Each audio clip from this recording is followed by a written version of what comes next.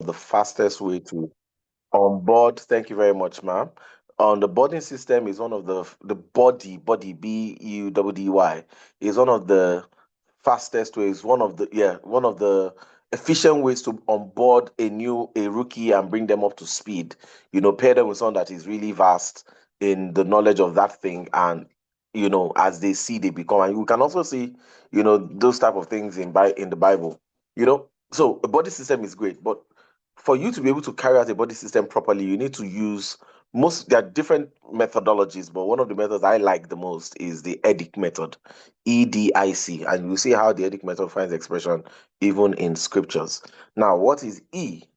Let me just see. Does anybody know the EDIC method? Let me see whether we have some brainy people in the where everybody's brainy. Who knows the EDIC method? EDIC. Can someone tell me what E stands for without Googling, without going to ChatGPT? Eh? Does anybody know? Okay, grab your popcorns. E is educate. So the first thing you want to do as a business owner, as the mentor to the mentee, is you must first educate. This is always lacking in companies. You will see, don't you know it? You should know it by now. Educate. They may have shown you a very robust CV, but in that particular thing, they may still need some showing what it's about. You know, yes, the person could have done sales, but this is a totally different product, a totally different production process, a totally different target market. So educate them. This is what I want you to do. This is how we do things here. This is what it means. This is how we move from A to B. You see, it is in the education process that we expect that the mentees respond with questioning. As I'm saying this, I want you to start picturing the Bible, that Jesus will go to a place and he will give a parable, and the disciples will go at the back and say, "Bro, what are you talking about, bro?" And he will say, "See, guys, this is this, this is this."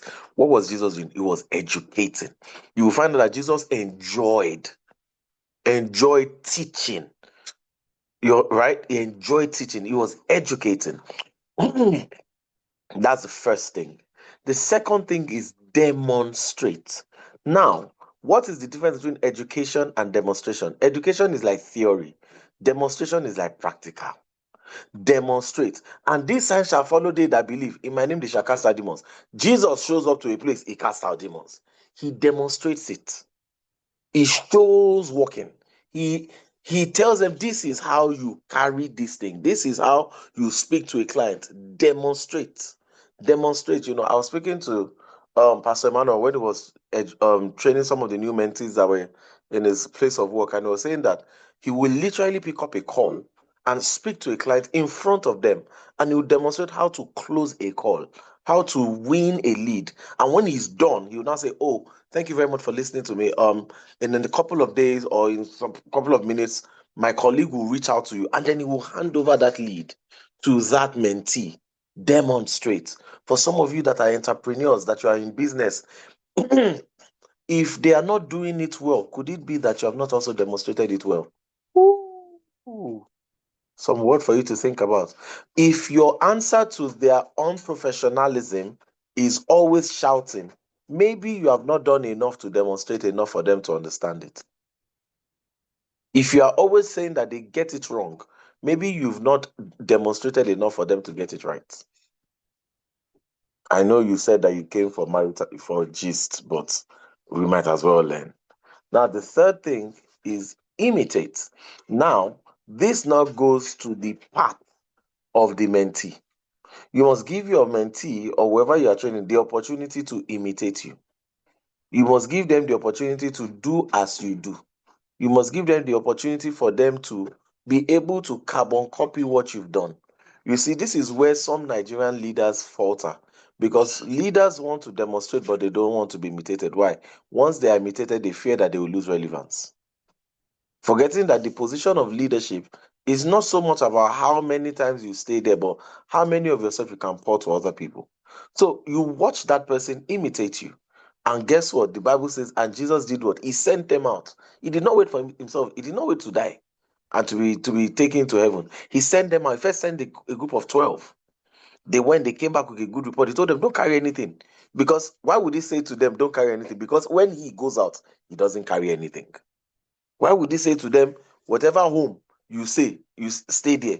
It's because he too, whatever he stays there, he says that the Son of Man has it's like he has nowhere to lay his head. Yes, is here today, is there tomorrow.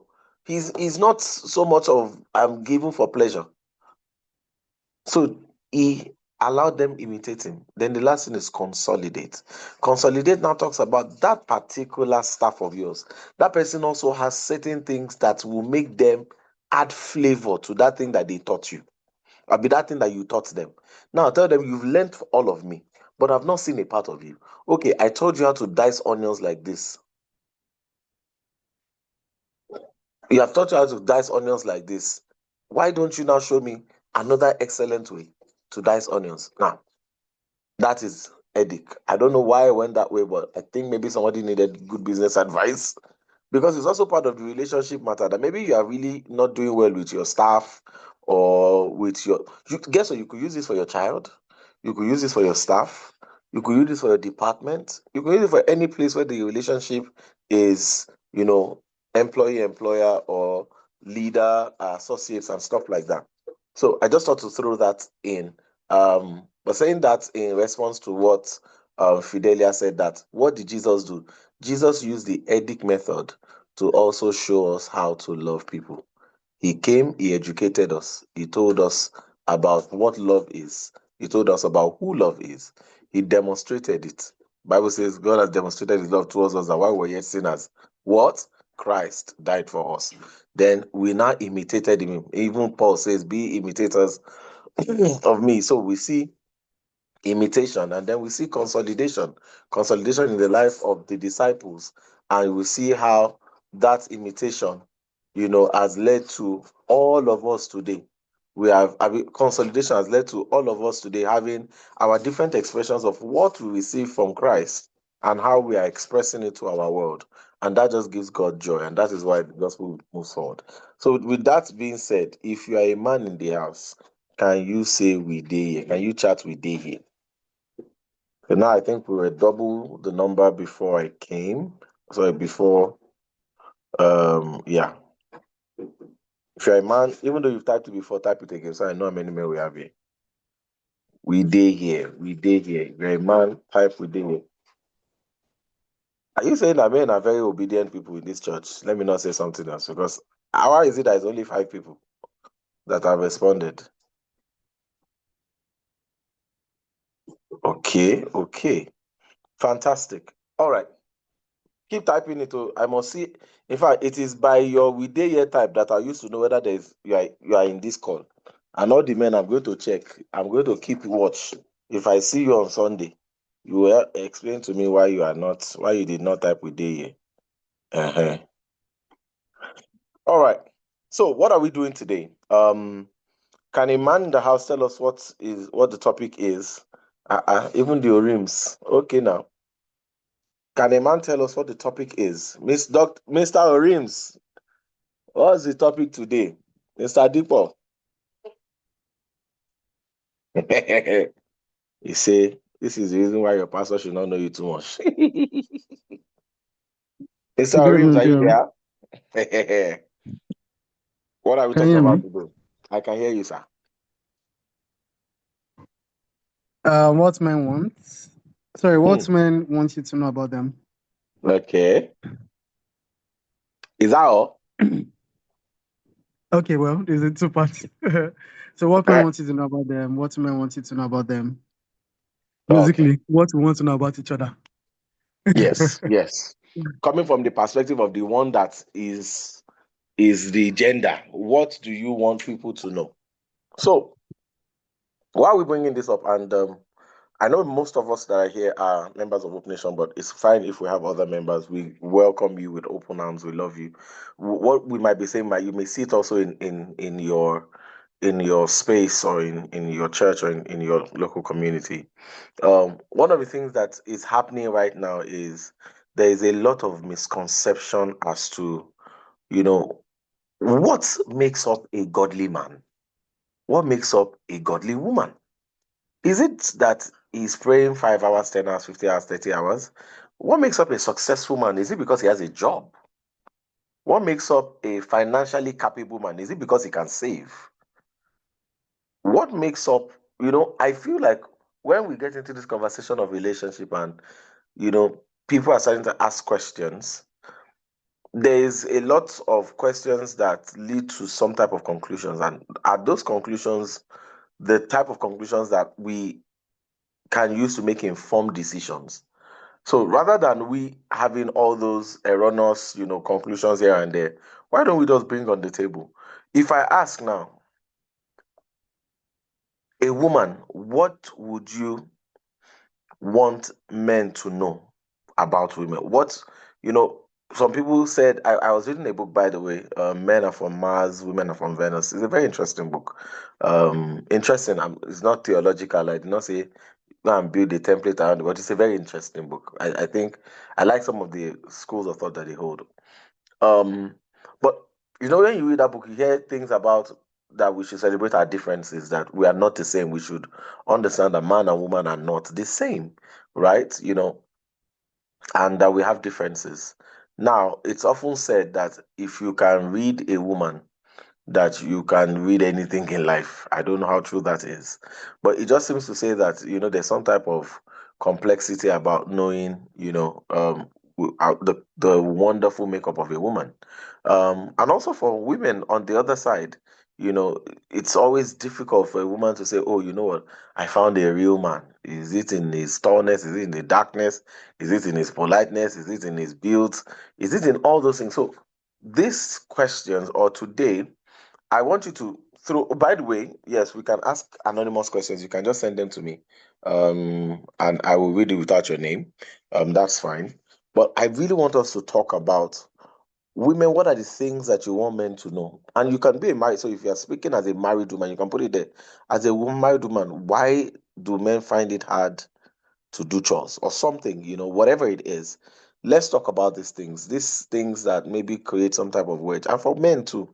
One question that I want to ask men is: is it possible for a man to marry or to lead a woman that is strong, is financially driven and stronger financially than him?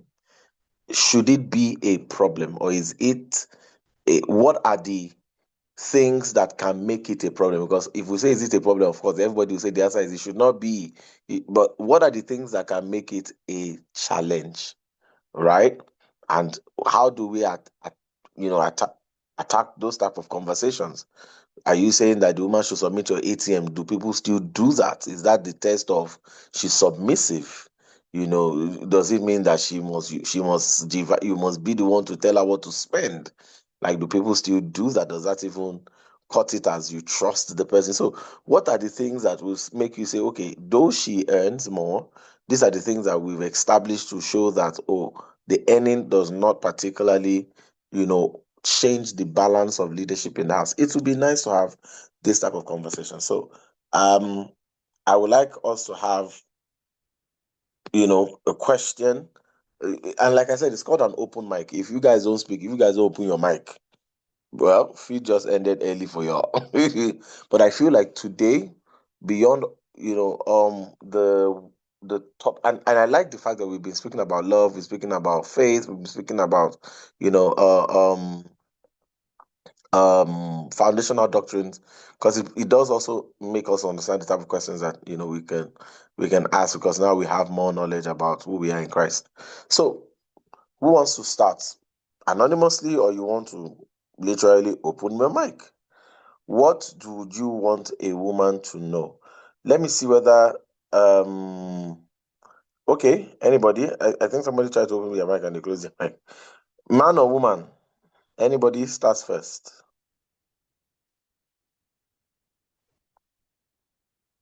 You don't want them to know anything. What's going on here? So you guys came for the gist. You just came to be entertained. No, we are not doing that here. I think, Doctor, Gbogbo wa la for máa that lọlé. question, Pio, I'll ask: is leadership equals to financial? Okay. Umarin, do you want to rephrase the question? Are you asking the question? Are you telling us? You can even unmute your mic and speak so that you have, Yes, yeah. please unmute your mics, please. Good Open mic, evening. everybody. Good evening, everybody. Happy Good Good evening. evening. Friday. Good Happy evening. pre-Valentine. Yeah, yeah. Yes, so Pio was saying, talking about a situation where a woman is earning more than a man, and how would that man lead? So I'm also asking, how do we think about it? Do we equate money with power? Do we equate money with leadership? And does having more money mean that you have better leadership skills? Does having more money mean you have vision? People can have money and not really visionary in quotes. And so I think that in that situation, it is on the um, it's on the man in that relationship to have vision, to have the ability to see, to plan, to strategize, and that may mean that at the time you do not have that level of financial, is it prowess now, or don't have a lot of money in you, but it's evident that you know where you're going. Definitely it will catch up with you, and if it never catches up with you, because you are that person who knows how to, by your own life, by your character, and by how you live, are able to set the pace. I think that works. So I'm just trying to answer that question. I don't think that leadership is equal to the amount of money that you have. Thank you. So thank you very much. Women, let us talk. What my own is, what's the role of finances coming from the man? What is that role? Because I've heard people say, I'm not supposed to be carrying the heavy lifting. I've heard these conversations. So what is it? And, Hmm. and that will now lead us to that next question that Dr. Morin said, that does financial prowess, does it equate to leadership in the home? But what So, Pierre, does, should I help you conceptualize it? please do. Okay, That's so why, yeah. women, I'm waiting for us to speak. How do you feel when it feels like how do you feel any more than your man? Or how do you feel if you feel like you are the one doing the heavy lifting? What does that feel like, or how do you feel about that, or what do you think about that? If you don't want to speak openly, it could be hypothetically. It might not be that you experience it. It might be what you think. You can share. You can send chats. All right, Maureen, let's go. Oluwale will come to you first. Maureen, we'll come to you later. Maureen, let's go. Good evening, Pio. Good evening, everyone. Can you hear me? Yes. Loud and clear now. Okay, so for me, I think that the place of money in relationships and when women um so let me just put it this way, that I think what women are looking for is security. It's not Mm, paper cash per se, it's security, because mm, I don't believe that we were made to carry the heavy stuff. If you look at our bodily makeup, you look at the way, like when you take your time to observe a soft woman, you really see that God did not intend for this woman to suffer. Oh. All of this is just, I mean, it's just how we are patching. But really, when we're looking for, what we're looking for in a man is not paper cash, it's security. what does that look like? Does that look so? Are you saying that if the guy doesn't have the money yet, if I'm any more than the man, can he still provide security? But what would the security look like if if you have more money than the guy? Hmm. So I don't know how to. Explain. I, Mm-hmm, I don't know. I don't have the words to put it mm-hmm, to. So mm-hmm. some women, I've seen something that is rampant. I don't know. I believe. Okay. So I believe that there's a blessing on women Mm-hmm. for to produce wealth without sweat, because I know that the curse was to Adam and not to the woman. The woman had her own curse. Now we're not even under the curse at all anymore. Yes. So I've seen that for women, it is easier to make money. I don't know. In my own part of the world, I've seen this. So most of the time, it's not money. It's not money that is the problem. Most men that I see that struggle, or most families that I see that struggle with in terms of the man not being able to, it's also a place of how do I put it now? Mhm.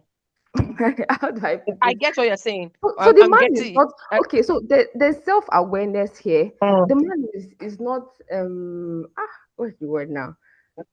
Ah, Yeah, Holy we have been Spirit, thinking about the word. We'll come back again. Let me take Guess what? Dami. That is why it's an open mic. She has led the Yes, conversation in a manner, and thank you, Maureen. Thank you, thank you, thank you. thank you. I've seen other comrades have raised their hand because they may want to help you give it a, that definition A that zoom, you are. zoom, zoom. So that's where we are. That is what we want to do. It's an open mic. Everybody is contributing to this pot or so. All right, P, I allow you Oh yeah. regulate. So we'll go to Damilola Lawal, then we'll come to Foye. Yes. And good evening, Peter and PI. So honestly, for me, because this feels like I've experienced this kind of thing before where I was earning more than the person, and it wasn't a problem until resentment set in. Mm. Hmm. So now it's not coming from a place of it's just coming from a place of fear. I don't want to have more than you. I feel like just So have good. something going on for yourself as well. So that Mm. resentment does not set in. I'm not feeling like somebody is looking at me and saying that maybe she's using my head. Maybe I don't know. I just don't want any stress. Just have something going on for yourself. Have your own money. Whatever you want to do, have your own money. So that's it for me. So good. And I'm going to go to Foye. Please, men, I want men, think about this. Can you really? And if you have somebody that has experienced it, and maybe you want to send a message to P or in myself, if you don't mind that your wife, maybe at a point in your life, your wife was any more than you.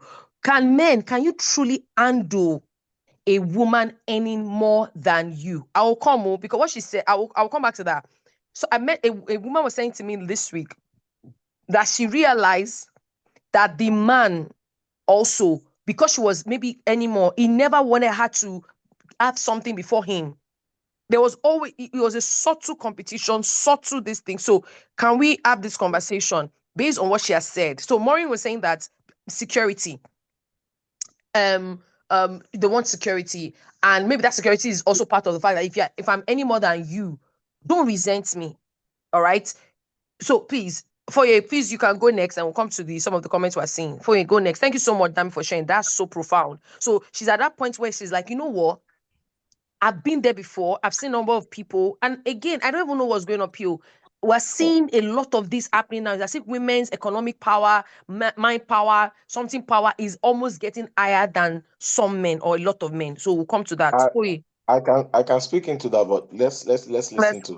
so Yeah, please, let well you done. note that thing down. What's happening? Note it somewhere in What's your notes. happening? All What's right, happening? Foye, over to you. All right. I want to build on what both of them said, because when it comes to money, I think it's a safety and security issue. And I'm just going to talk about lived experience, not necessarily mine, but lived in the sense that I watched it happen. So having a woman who earns more, a lot of times what I've seen is that men have not detached their identity from being providers. So Mm. that resentment that Dami talked about is always quick to set in.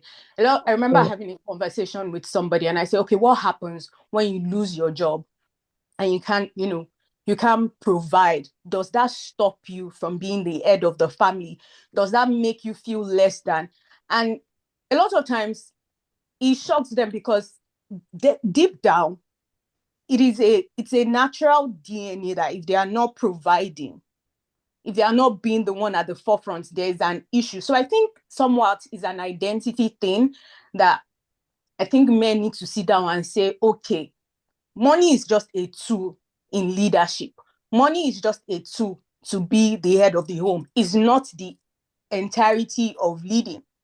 Because I've seen situations whereby the woman is earning more and then the man, out of that anger, decides to belittle, break her spirit, make her just become so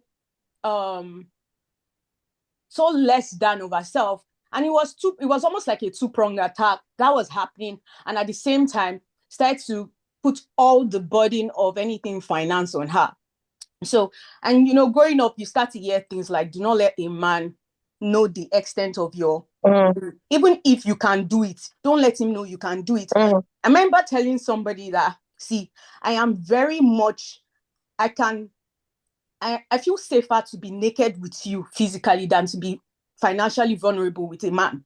Like, I would never be financially vulnerable with you, but I can be physically vulnerable with you, because to me, that is giving you an unnecessary power or hold over me. And I remember having to dismantle this old thought and like, where is it coming from? And it's just from this lived experience of seeing what that you witnessed with our parents, our family. A lot of men do not know how to undo women who are leaders, because it's supposed to, sorry, excuse me, the Bible says she's your helper. It's supposed to be to your joy and happiness that this is happening. Because you see the Proverbs that one woman you're always praying and shouting about. They say that she's a businesswoman, for Christ's sake. This woman was getting the bag. So what's the EU gone? So I think it's just an identity thing. And I always say it's that I want men to know that when your woman is saying, oh, she wants to be financially secure, it's not in the amount of money that you have, it's in the resources we have. How are we going to judicially use it? Because one of the things that women, we are not naturally, we are naturals. We don't want, see, like people we say, any woman that wants to spend your money, she doesn't like you. When I like a man, hey, so good. Gather funds now. I want to ensure that your life is better. I want people to see you outside and be like, okay, something is changing. So women are naturals. They want to add value. And that's the idea. When we say, oh, financial security, that's the idea. The money that we have now, can we judicially use it to build something? Not that you're a spendthrift. That's not safety for me. It's not about, you can be earning millions and yet I will still not feel safe financially with you. You can be bringing in the box, but you're stingy, you're unkind. I will still not feel financially safe with you. So it's not about what you have. Because I'm talking to my friends sometimes. I'm like, oh, why don't you want to marry? I don't have money. And I'm like, please, please, please, please, please. Nobody is saying, oh, don't be able to afford your basic amenities. But certain people are thinking that, oh, have to have like millions and millions and millions of naira in the bank. It shows me that you don't know who you are. Your identity is tied to your financial worth, and you need to grow up. Sorry. Hey, Kwaku. Okay. Pio. Yes. Quick. Pio, I think you say something that sometimes because the men, they feel like they have to provide. They want to be the one that have the money. But I have a question. Because the man has the money doesn't mean he provides. Because I've seen another group of men. They have the money, but they don't necessarily care enough for their siblings. So does having money equals care? And please, care here is not talking about, okay, so I give you money for soup. Great, we thank God for all those ones. I'm saying that, do you weaponize your money or you use your money to serve your family? So because she said something very powerful and I'm like, hey, that's true. Some men think they want, but having money is one thing. Caring is another thing. If you don't care, money will become a weapon. Yes. So, men, over to you, because she said some things. Honestly, and Amarachi said something very powerful. Don't marry an insecure man. So how do we know an insecure man? Because you can meet a man that does not have enough money now, but is not insecure. But then you can meet a man who get money now, but is babala insecure. But you would not know until, God forbid, he loses the money. What do we do? Exactly, Michael. Weaponize. How? And please, do we have anybody here that your wife is earning more than you, or you are dating somebody earning more than you? We really appreciate. We'll need it. You can send us a DM if you don't want us to know, or you can open your mic. I don't know. You know what I'm saying? Somebody is okay. Who is on the open mic? I'm actually on the mic, on the beat. Okay, so I have so many things to say, so many. But the part of insecurity that I mentioned, I remember dating someone many years ago, and then I was doing a master's. And when I mentioned, he said, would I use my BSc to marry you to your master's? So Ah, that is Hey. man, yeah. So most of this is just like most times because the society wants us to get married. We see red flags, in fact, red big billboard, and we still walk into.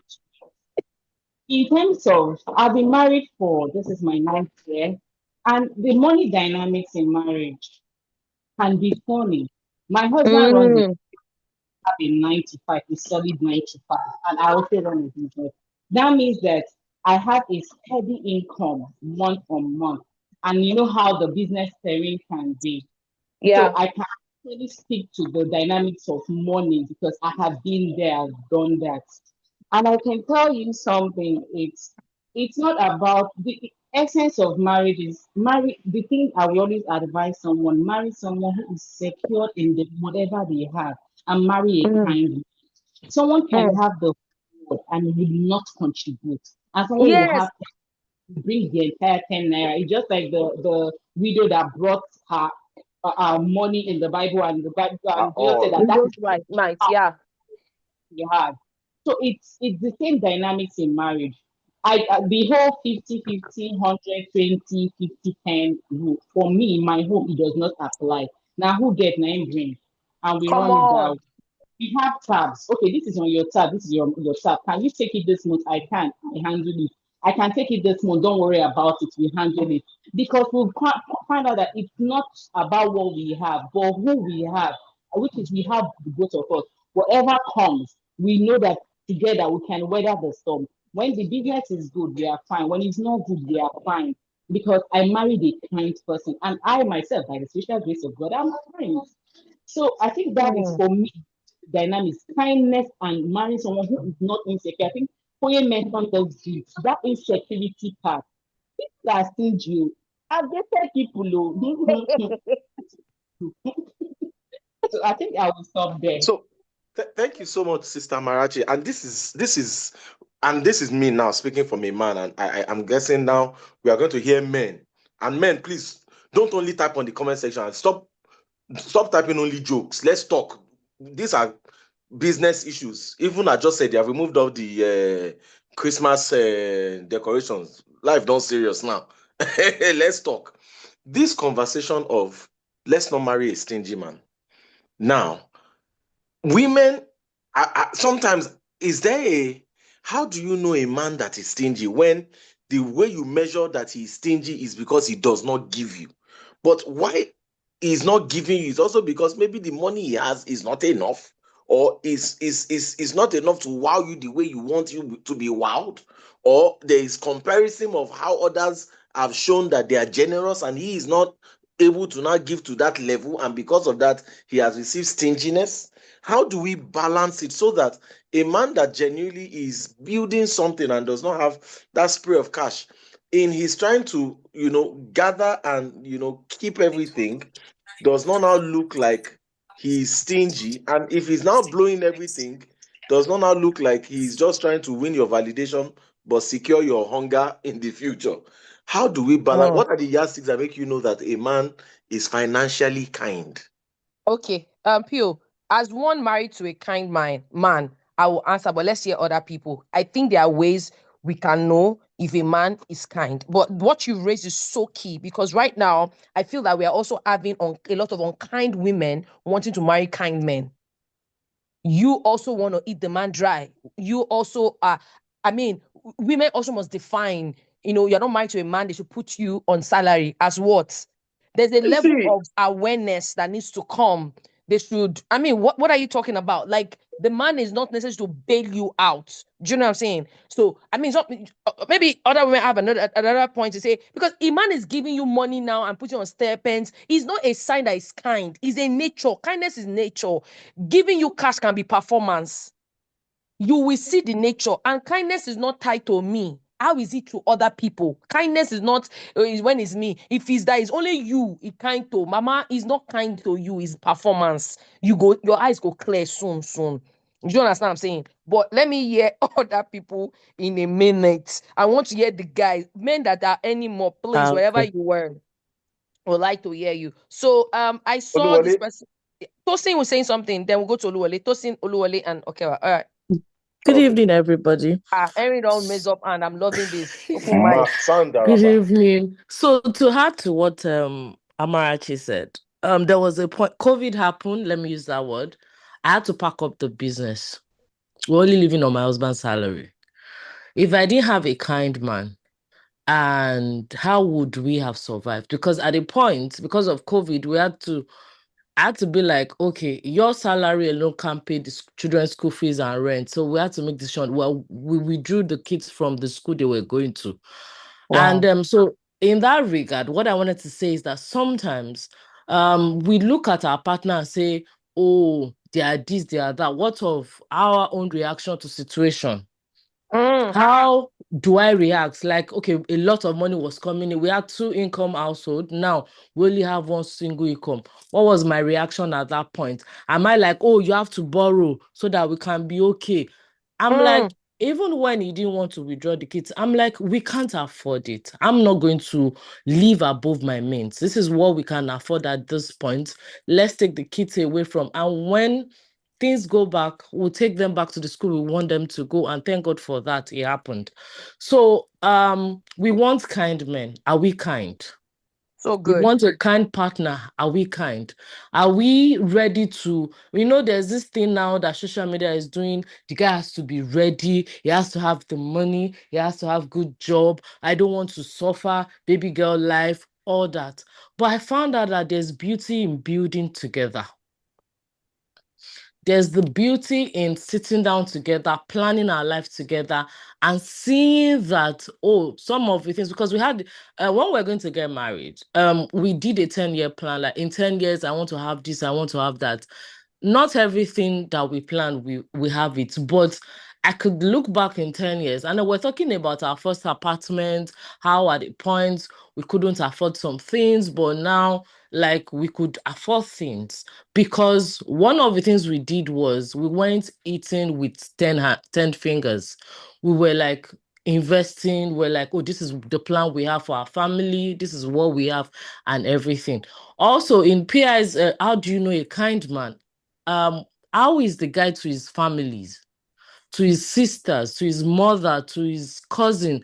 How does he relate with them? Do you go out and then he's shouting at the waiter, he's being mean, he's being rude? If you think, oh, I'm the normal, he doesn't do it. One day, go do one day, he will do it to you. So those are the little things. Is how does the guy even talk? Like, when we're arguing, how does he talk to me? Because the way we react are different. When we're arguing, I'm like, I want to talk it out. My husband is like, no, I don't want to talk now. When I'm ready, I will talk. And I used to be like, oh, I'm full of anger. I'm full of no. Eventually, I had to be like, it's like I was talking to a wall. I'm like, what am I doing? So now I just tell in my mind and I move away. I'm like, when you're ready, come and talk to me. And in kindness, he never shout at me. He never, like, the way he talk, even when I'm like, I'm the one upsetting him, that's the way he talks to me. I'm like, okay, now kind man, I'm married. Thank you. All right. Thank you so much.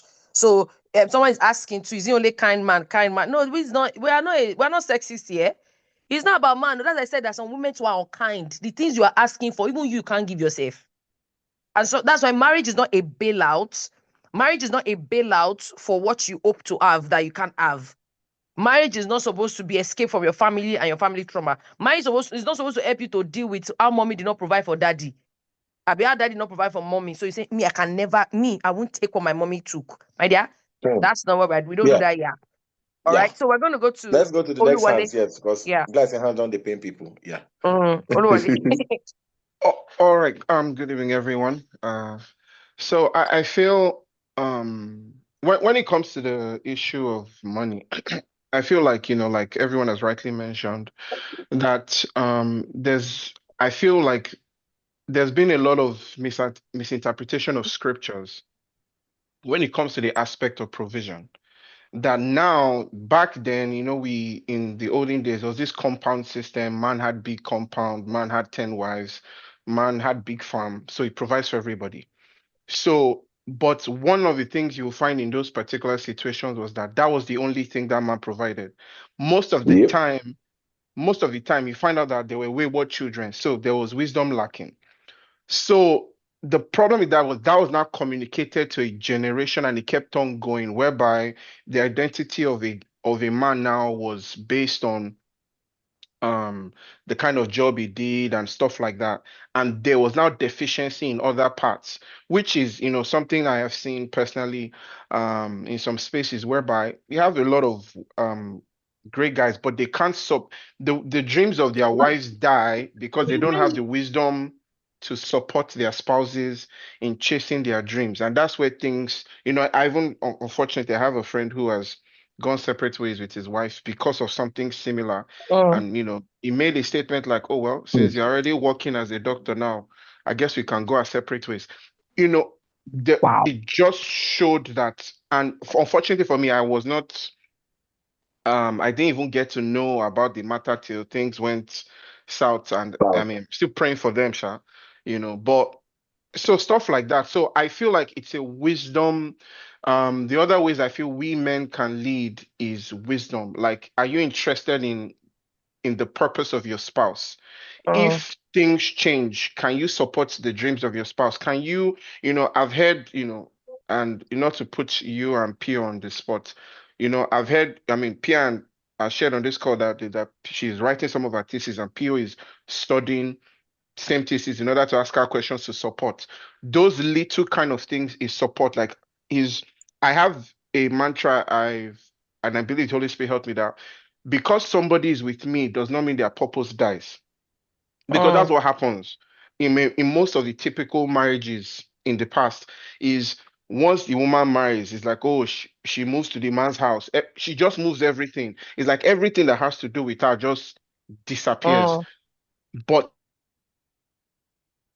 that has happened is because the only way, unfortunately, that's been communicated to a lot of men is that money is the only way they can provide. And once they are paying the So good. bills, Yeah, Money that's that's stops what all. they have with to do. respect. Yes. Oh, Wow. and yeah, one more thing about this example. I remember years ago, I went on a date with someone and I was about to pay, and the person was like, "Oh, I don't mind paying." For me, that was the first time in my life somebody offered to pay for. I'm the one that invited you out, but she was willing to pay. For me, it was very attractive to me because for some people, they will just is that they just start looking for things in their purse or start looking everywhere. But for Eh? me, you know, it was Excuse me. You it invited was the girl says she can pay. it Oh. was. It doesn't mean I'm just It joking. Go wasn't a Uh-huh. ahead. problem. It wasn't for me, when I looked at us, she has probably been in a situation that somebody said I want to use the restroom. And so and because, and let me guess that the girl Especially order the pass. restroom She close to feel the you order know, door, everything. so you know, that All right, cool. so So there's stuff like that. that place of even women we'll get there because I also have a question. This idea of provision, I love Hmm. Amarachi stance and what Tosin has said.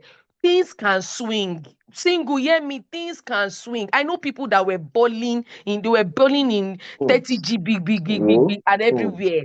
Things can swing, and so at the end of the day, we they come. Pastor Emmanuel. Yeah, what type of ending is that? At the end of the Hello. day, when they come. I was trying to interpret that. Um, so I would just like maybe just to add something basically. And the truth of the matter when you talk about finances is the way the world is structured is you actually get treated better when you have more money. That's how life Yes. Mm, generally works.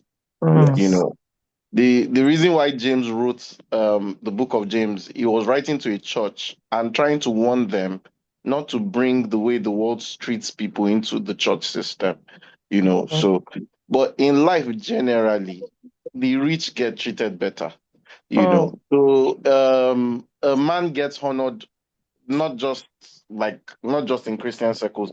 Naturally, a man that has finances looks like a proper man. People that are asking for security, it's actually invariably security is tied to wealth. When you talk mm, about security, it's heavily tied to the Bible says money is a defense. The Bible says wisdom is also a defense, but money is a defense.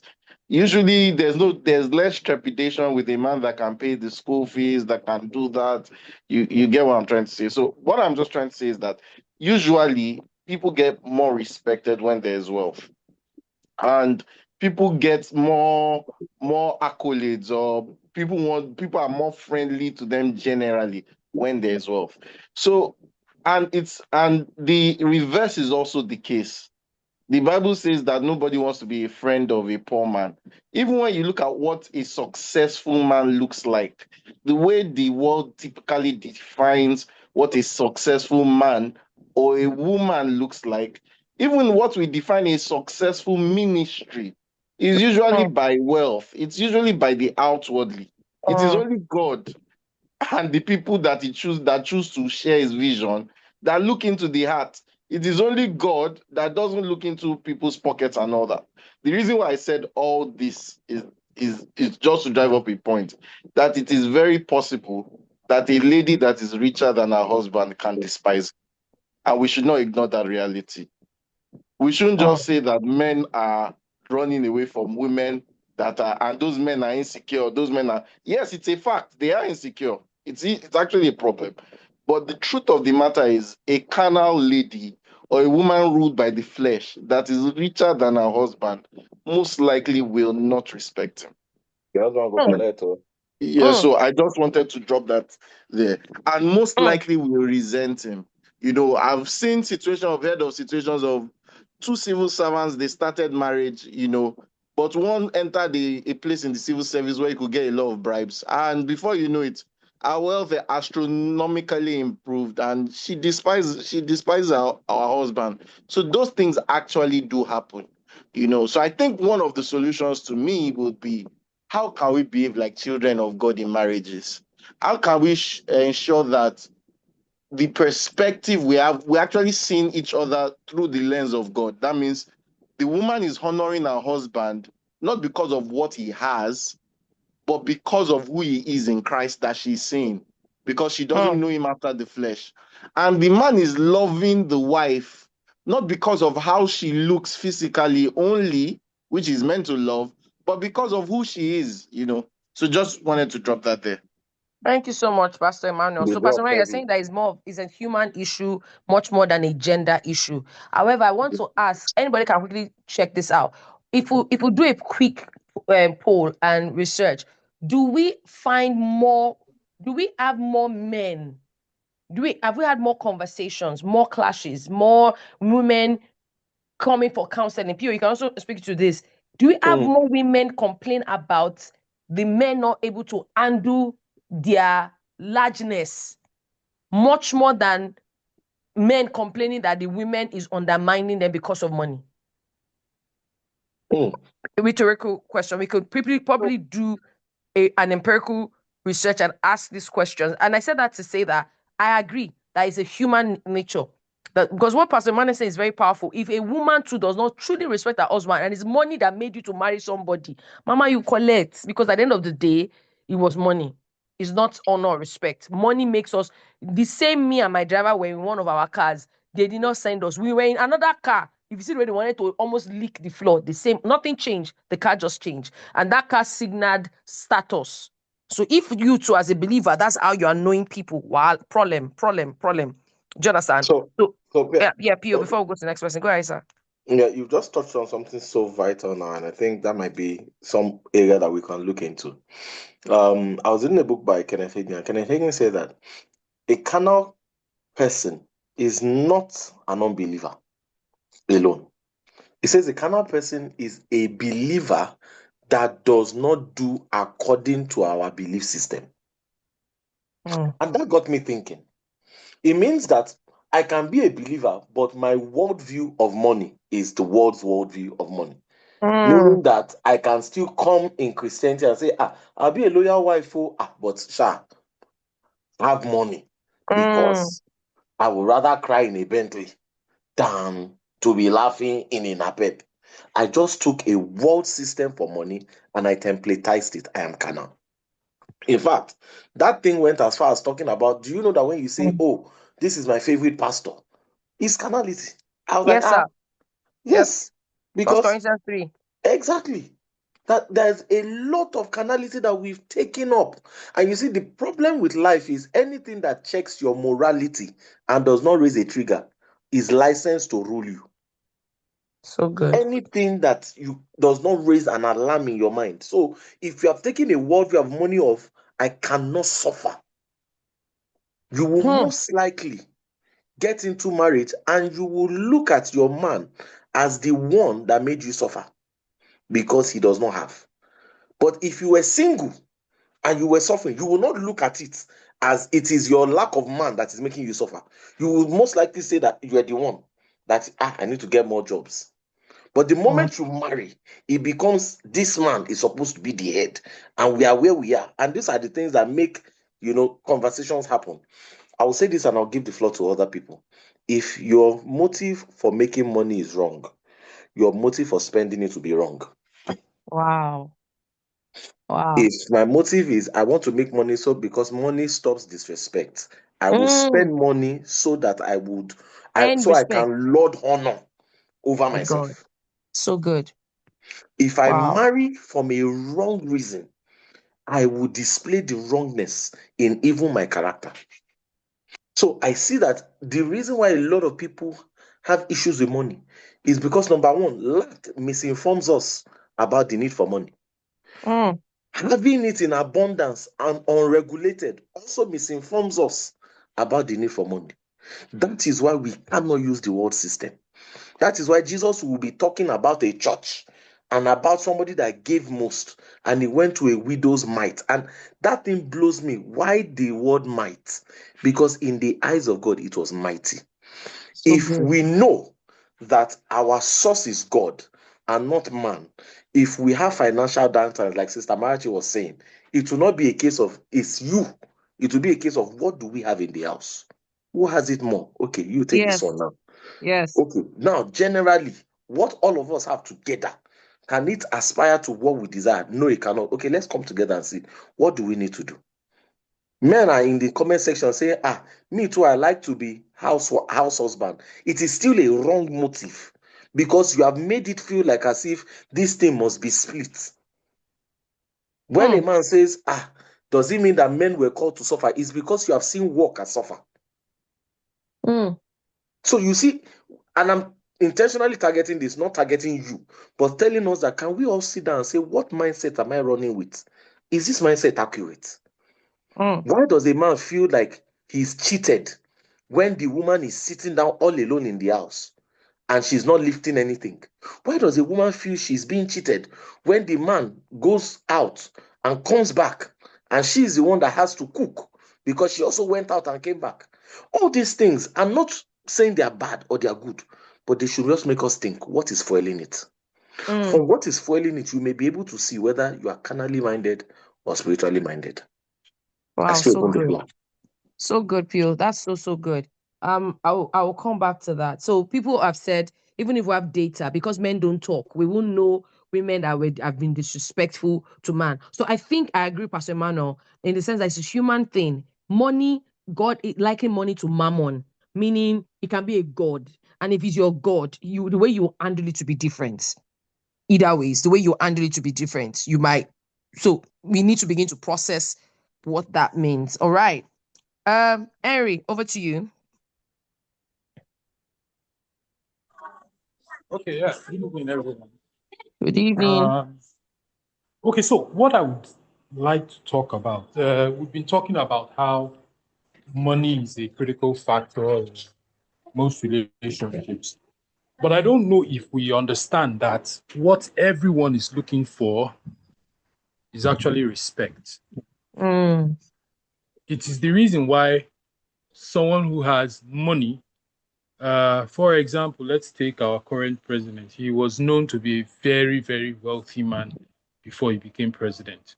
However, money was not enough because there were some people whose respect he did not have. So he needed to go a step further by getting power. The reason why men and women get up every single morning, hit the road, go to work to get some money is because they want that thing called respect. At the end of the day, money isn't really what we are looking for. What we are seeking, what we are looking for is respect. And money is a means by which people get respect because you are more respected, like Pastor Emmanuel said, if you have money, if you have funds, if you have chips, if you can spare. Friday, there are some people in Abuja there. Friday afternoon, they enter the bank as they are coming out. They just distribute 1,000 to all the security men. They will start hailing them. Rah, rah, rah, rah. You know what I mean? They look very respected and respected. Anybody with them will look at them. Oh wow, people really have a good. What's the word? I can't find the word, but people like you. You know that sort of thing. It is the respect that it seems like they have. So even in marriages, the thing that we actually look for is that thing called respect. And you may have money, but if you are not respected, you will find out that there's still something lacking. So to talk about men that have confidence or do not have confidence, it is a matter of, are they respected? Do they feel respected? And that's why some men would want to strong arm women with the funds that they have.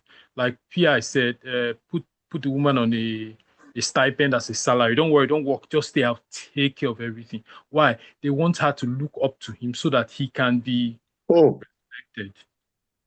It is what everybody is looking for, that respect.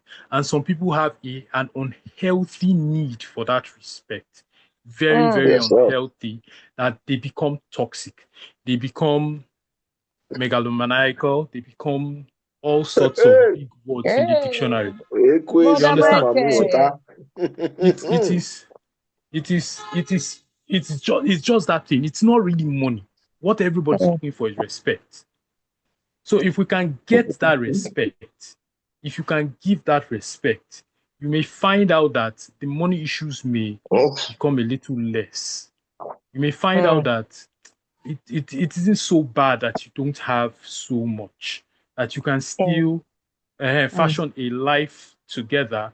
And even when you mm, go outside your home, people still look at you and they respect both of you as a couple.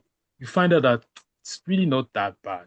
But when there's no mm. respect, you may want to let me use money to augment so that I can gain this person's respect. We want a situation where we go for family meeting and you're trying to raise a comment, they don't ignore you. Yeah. That Or was if you a ha- bit. if you parked a big car outside, in fact, if you are not talking, people will be wondering why this bros not dey Yeah, talk. Bro, so yeah, we need to give give us us your your point. Well, give us your They opinion. said nobody Give us your listens to opinion. the wisdom of a poor man is in the Bible. Yeah, So the exactly. question, You the, know. the thing now is that, sorry, and I think that's a very good point. I think it's also connected to what Pastor Emmanuel said. But I don't think money is the source of respect. But you are right. Some people have an unhealthy appetite for it. So that's another question that we're throwing up in the air. Anybody can think about it and come back to comment on it or whatever. Is that what is the source of respect? Because I feel like maybe respect will come from first identity. Do you have self-respect? Do you respect yourself? Because I'm not sure you can. People, please correct me. Can you demand respect? What influences respect? And I think that's what you're saying again. Carnality. If I see you the way God created you, I would give you honor, respect, dignity. Now, what now make people to respect people more? For example, I'm thinking of myself. Why do I respect my husband? I don't want to respect. I don't want to. I can say one thing like that. Is that value? For me, I think value. And value comes from not people putting it on you. It's you that put value on yourself that then commands respect and honor from other people. That's what I think. In addition to what God has done, that we should honor and respect ourselves, what then grows that respect is value. That this man, number one, my God, there's wisdom. The way he treats himself, the way he carries himself, the way he honors God, the way he honors his people, the way he handles his money, the way he handles his I don't I respect this guy. If you say the people that we're not dating, we say we respect them. Why do we respect them? But I feel like what area has exposed that a lot of people have used money to try to use it to buy respect. Man, woman, that's a very, very, very, very, very carnal and sloppy way, I think. Because guess what? What happens when you don't have it? You total tantrum. Like Erin said, you become toxic. Yeah. And then you begin to weaponize money. Because money no day there. Okay? All right. We'll be coming to that PI, charity. so PI, Sir. to add Yeah. something to it, Yeah. respect is always earned, even if it is first given freely. So you still good. have to Yeah. go back and earn it. You have Yeah. to earn it. Yeah. Mm. I agree. And mostly, like you 100%. said, the way you present yourself. See Joseph now. When they brought Joseph from prison, he shaved. If he had gone looking like a half crazy man, Pharaoh would look at him like, "Kilo shave, boy, who is this guy? Where am I carry this one from?" They Oro, won't. They won't want to ask confirm. him, "What's That your was opinion said on?" day.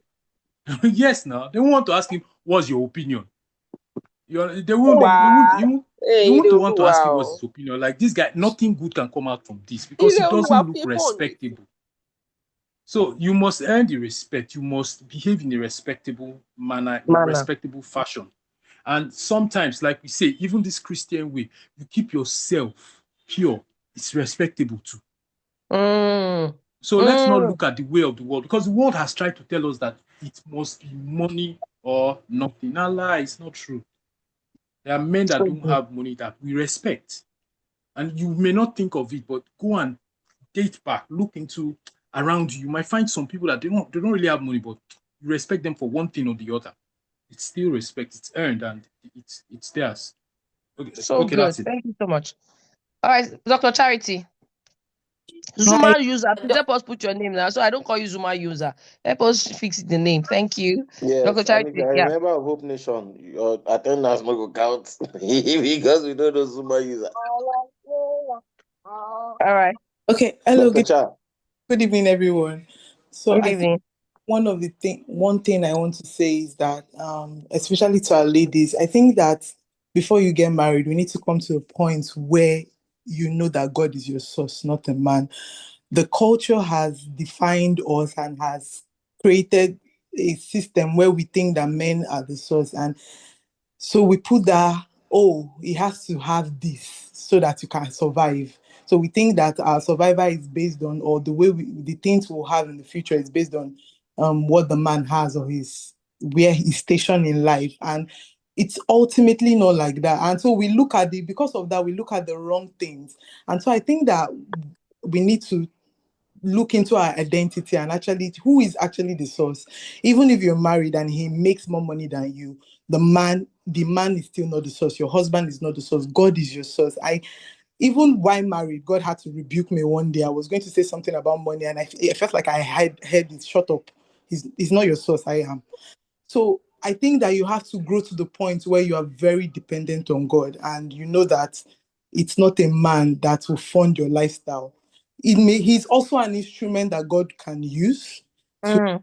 It is an instrument, just like God can use any other person on earth. And so this takes your focus from looking at money and actually looking at what matters and looking at, does this man have the fruit of the spirit? You're not just looking at money, you're placing him side by side. If someone is coming, you're placing him side by side with the word of God and saying, can he do this? And if we look at the life of Jesus when he was with the disciples, I don't think he brought out a lot of cash or money. Come on. What? Sorry, okay. Sorry, they brought a message from me. I think there's a comment that he was showing. So I think that we when you know that and you trust God enough, you look at what really matters. You actually just look at the fact that, is this person kind? Is he nice? Does he have joy? Is he someone that loves? You actually place him and look at the Bible and look at what matters. And I keep saying one of the pictures God painted is with Jesus.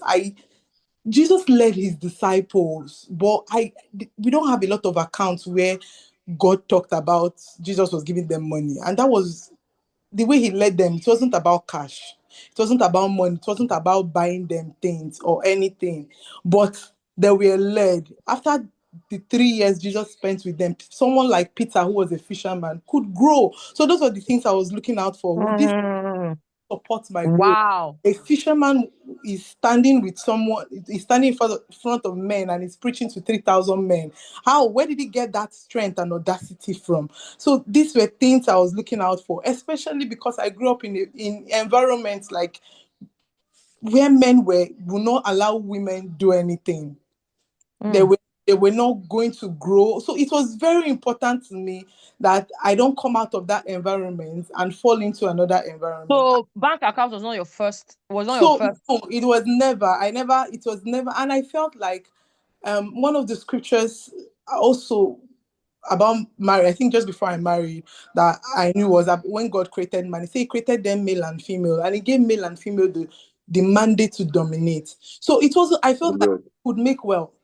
And it So wasn't good. So it good. wasn't about marriage. It wasn't about whether I was married or not. I was going to have money. I was Come going to on. it wasn't a problem. Physical provision wasn't a problem. So it shifted my Ah, focus yeah. from money to focus on what was really important about picking a man. And so, yes, that's one. Secondly, I think that we also need to, for a lot of us ladies who have grown up in African homes, we need to really go back. We're affected. We saw a lot of traumatic things. I actually did see a lot of Yes. traumatic things that would give me, Shit. will bring it like, how do I put it now? It will make you be protective and defensive. So you're also making Yes. money. You don't want to bring it out. So there's a portion that is being hidden. If Mm. when you're seeing that this man is going through a lot, and it's humanly Mm. speaking, not necessarily your fault. You've seen men do things to women. I saw a situation where a woman was earning more than her husband, and every month she had to come and submit it. She didn't even have money to get underwear. And the day Hey. she took some out, he sent her out of the house, and she was coming to knock in my father's house at night. And what the Christian community could tell her was that Go she should back. she should just endure because of her children. She will reap the fruit because of her children. I never want to see that. Like, it was traumatic to me. I think I shouted in the house that I was just like, why? And so we need to really Mm. re-examine where some of what we're going through is coming from. Because when you now marry someone who doesn't have a lot and you need to pull funds, like you literally need to pull funds. You don't need to, there's no way you can do separate things. If you've not dealt with the previous trauma, you'll be trying to keep for Come myself. on. And that's why you have to know your identity. You have to be whole in Christ first, because you're going to be keeping for yourself. You're going to be trying to hoard so that for rainy days, Self-preservation. yes, no trust, because you don't know what this man may do in the future and stuff like that. So yeah. Wow. Thank you so much. That is so good. And I want women to hear this. Oluwole put a comment out there, and it sounds funny, but listen. Women were sponsoring the ministry of Jesus. Do without what you will. Imagine Jesus was doing, I'm a man, a old shepherd of the flock. Do with that what you will. Luke chapter 8, they mention women and many others. There was no man. Go and read it. I'm not saying man did not give. It was later that Joseph or Arimathea, they do catch up, and the rest of them. There were other people that definitely gave. But I'm telling you that the others, the men were in the others category. Women are givers. So the first thing that came to my mind as Stretch was speaking, as a woman, are you kind? As a woman, are you a giver? As a woman, are you waiting for a man to come before you live your life? As a woman, the boyfriend now come, you now pause. You see, no, please. I think some of those that thought too is trauma. Your your mother has felt like, in my next life, I won't do this. I want a man that will take care of me. And sometimes you're not handicapped. Oh. You are not special needs. Even special needs are creating wealth. Oh, have you checked? So my Yep. point is this. I need us to really attach where are we coming from. Now, I will balance what does care look like. Because my next before I go to the next person is this. Strong woman, even strong woman want to be taken care of. I speak as one. Strong woman want to be taken care of. As much as I have my money, I know there's just something that my husband just give me, I call it whatever. I don't need it for anything, but there's just something about it. Say, I see, apart from what I buy, I take this, I just send you 2K or caring gestures. So my point is, as much as you now have a woman that is doing it, if you're a man here and you have a woman that is just going, building, busting the seam, doing great stuff, hard woman, they are managing project of 5 companies. I can tell you that woman is number one candidate of pampering. I love language is pampering. I know, Yeah. I love language is not she got it. Forget it. Forget it. We got it, but want to be gotten. Yeah. You, You know, sir. No, finish up, finish up. I just wanted to chip in something that you said that made so much sense to me right now. So Ejo, Ejo careful. Strong woman, a group of strong woman on the table of strong woman. Forget it. I'm like jellyfish in the hands of my husband. And do you understand what I'm saying? Even I those time people had to ask me, Missy, but is it that you don't have money? My husband would send gifts. I say, yes, people, I like all these gifts. I like all these things. You just I don't lack. If I have a need, I say no, but I don't want if I have a need. Do you understand? Just mistake it, just throw it there. I'm not in debt. Then later I'll not even see that it's possible that what I'm even talking about gone is trauma. That's why I we have to was go and just about to say we so, went to PM. go and even check it that my I'm not in need though. I am to But be honest, send, I'm just not send. broke. I'm not broke. If I have need, I know I can go to my husband. It's not a problem. But man should just send me money, 5K. I say, wait, oh. Some of you can create an issue out of it. What we had to talk about that, but you say, wait, oh, what's this? We now say, trauma, Lily. And you too, trauma, your own too is trauma. Like, she's not in need now. It's not a problem. So, how can we come out of trauma? What can we do for ourselves? You know what? Everybody I do. Just keep loving and pampering yourself. And that's what we decided. Love and pamper. See, even if we don't do Valentine, the next 50, we always do sha. They've been some people cannot take the risk of not showing up on some special days, right? You have not invested enough in the emotional bank of your partner. P over to you. Thank you so much. As you just said that every woman loves to be pampered. Everybody wants to be taken care of. If you love, you would give. And I just thought of something, guys. Do you know that the first thing that a man must give a woman is not money? The first thing that a man must give a woman is identity. Come on, chop, preach, Hear me. P.O. Hear me and hear me good. When Adam saw her, he said, "This is my woman." He said, "This is woman." For she came out of me. Identity. I feel like it's because, and hear me, okay, I'm getting ahead of myself. The first thing he gave her is identity. One of the things that a man is graced to have is the ability to name. And I've taken that thing so passionately. And it's something that I am really, really working on. If I name a thing, it is what it is.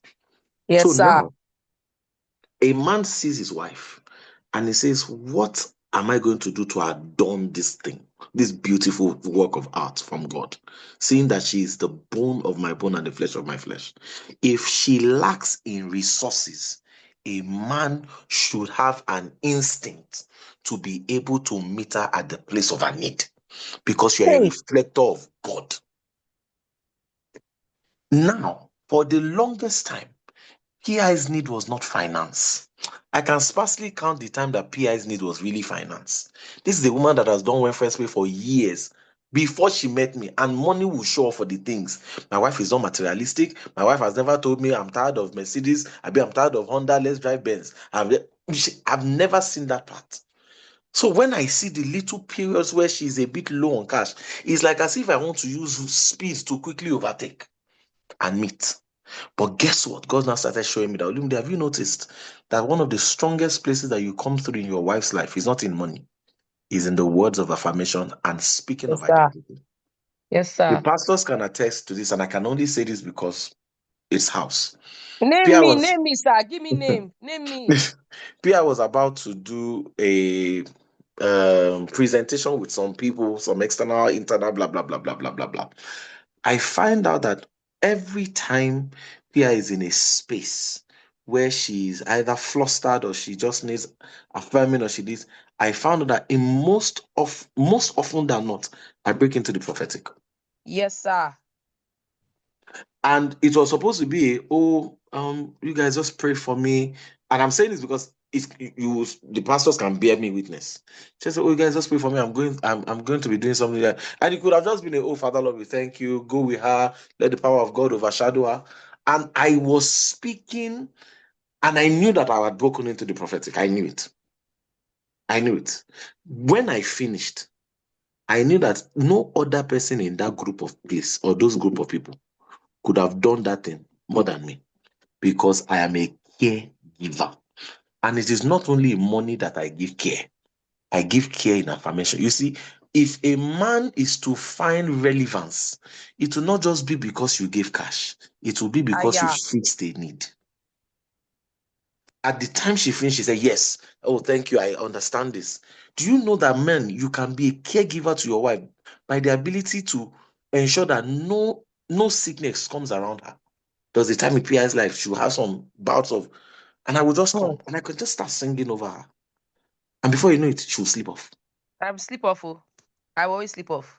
She will just sleep off. And this is someone that is tossing and turning on the bed. She's having, and I'll just like that. Caregiving.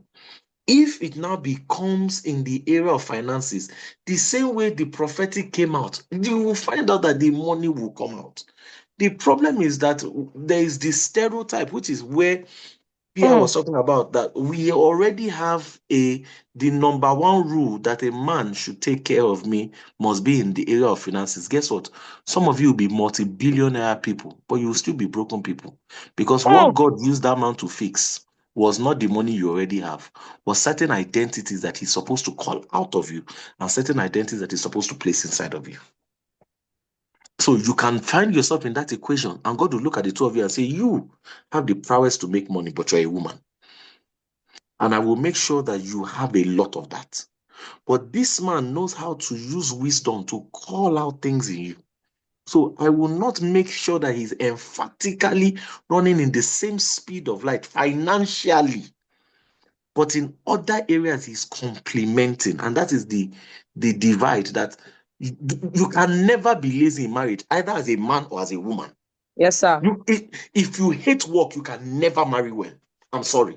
Ayabaka supradaba. Come on now. If your work ethics are bad, you like showing up late, you like going to work, you always take this smartest way or the easy cut, you don't like the rigor of diligence, you don't know how to stay the long course, you don't know how to delay gratification, you can never make it in marriage. I'm sorry, if he offends you, fix you. So it takes work from both parties, because sometimes work is that you are busting two jobs just to make sure the house is feeding. Sometimes work is that you are sitting at home and teaching the kids and you are a man. Sometimes work is that you are the one driving your wife to the interview and making sure that she's her best version of herself so that she can represent well. And sometimes work is the fact that you get that $1 million check, and instead of buying a Range Rover, you send that money to her and say, this is another money, so that you don't have to work in abroad that you are in. It would always require work and sacrifice. So if that is a mindset that God needs to re-engineer, maybe you need to have that now and redefine your concept, your perception of soft life. You need to have that. In this life, we will walk. We will walk. We will walk. I'll say it again. We will walk. Not toil, but we will walk. And the difference between the one that toils and the one that works is the one that God helps. So when you come to having to navigate marriage, it must be by the lens of Christ. So look at it this way. Your mother taught you how to cook soup, but the world tells you that this is how they prefer to cook soup. You need to choose one side. You can't do it a bit of your mother's and a bit of the world. You never get the world right. You never also get your mother right. So what we do is we receive Christianity, and then we now see the enticing way the world is celebrating their own attraction. Because, the world knows how to really market what they are selling. You just don't see the full picture. The world never gives you the full picture. The same way the devil never gives them the full picture. He just told them that you will be like God, that is wise. But he never told them the other things, that your eyes will open, that there's also a disadvantage of actually knowing the difference between good and evil, which was something God wanted to just take away from man. He didn't want you to have to start to rationalize, is this good, is this evil? Do you know how many of us enter into that, and because of you don't do anything? God wanted to be like, you see, whatever is good and evil, just come to me. I will choose it for you. You'll be good with whatever decision I give. I digress. What am I trying to say, guys? Work is important. And if you are the person that is giving to care, and I just thought about it, a lot of people go abroad and they do caregiving. Have you noticed that people that do caregiving, the people that they go and care for, what they do menial things that these people cannot necessarily do for themselves. That is, I think, what the essence of sacrifice in marriage is. That we help each other in the areas where we feel low. I say this and I end. I will never be intimidated by PI's ex. Not if he is rich, not if he was more famous than me, Why? Because I know the area that I'm committed to giving care to her. And I know that as the Lord strengthens me, every area of my life tells that if I expand in any form in this area, you would also get more. Yes, sir. And that is how we need to live our lives. Anything short of that will be challenging. Now, how do we fix trauma, which is something you guys raised? And I think it's a very strong thing. I feel the first level of fixing trauma is being aware that there's trauma. Can I say this to somebody? If when does helping a partner becomes enabling? Okay, we'll get there. Yeah. How do we fix trauma? The first thing is enable that and being understanding that there can be trauma. If you already came from a dysfunctional family, a marriage that is not, please, I need you to understand that there's some trauma hidden somewhere that you're not yet sure of. If if what you saw as marriage was not in its best form, there's trauma. You just need to find it. I also found out that one of the things that God does is God uses us to reveal our traumas to each other. That is why we walk at things, we don't walk out of things. That when God shows you that, Olumide, do you know you get cranky when you do not have money? It's not to justify the fact that, yeah, because I'm a provider, I must know. It's to first identify what makes me cranky. Why should crankiness be my reaction? Other people, when they don't have money, they go to prayer. Some other people, they just get another skill and they get more work. It's not a big deal.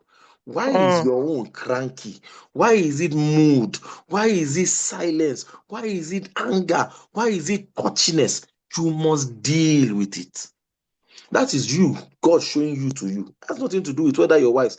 The same woman that came into the room and rubbed your head, and because of that, you started pulling her skirt into the other room. When you are broke, when she rubs your head, is disrespect.